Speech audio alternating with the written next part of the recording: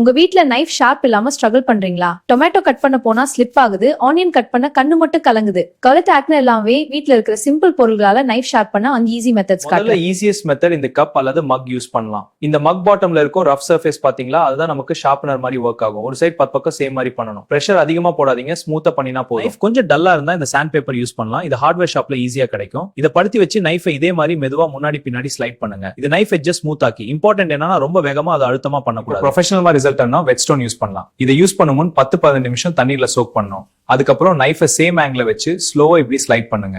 இது கொஞ்சம் டைம் எடுத்தாலும் ரிசல்ட் சூப்பர் இருக்கும். நடுவுல டைம் இல்லையா? அப்போ இந்த ஸ்பூன் யூஸ் பண்ணி குவிக் ஃபிக்ஸ் பண்ணலாம். ஸ்பூன் பேக் சைடுல நைஃப் எதுவா ரப் பண்ணுங்க. இது ஃபுல் ஷார்ப்னிங் இல்ல, ஆனா டெம்பரரியாவே நைஃபை கொஞ்சம் பெட்டர் ஆகும். வேற எதுவும் இல்லாத நேரத்துல இந்த பிரிக் கூட யூஸ் பண்ணலாம். கிளீனான சர்ஃபேஸ்ல நைஃபை மெதுவா ரப் பண்ணுங்க. இது ஒரு ஓல்ட் ட்ரெடிஷனல் மெத்தட், எமர்ஜென்சிக்காக யூஸ் பண்ணலாம். இப்போ டிஃபரன்ஸ் பாருங்க. முன்பு கட் ஆகல, இப்போ பேப்பர் கூட ஸ்மூத்தா கட் ஆகுது பாருங்க. உங்க ஃப்ரெண்ட்ஸ் கிட்ட ஷேர் பண்ணுங்க. இன்னும் என்ன மாதிரி கிட்டாக்ஸ் வேணும் கமெண்ட்ல சொல்லுங்க. நான் நெக்ஸ்ட் வீடியோல ஷேர் பண்றேன்.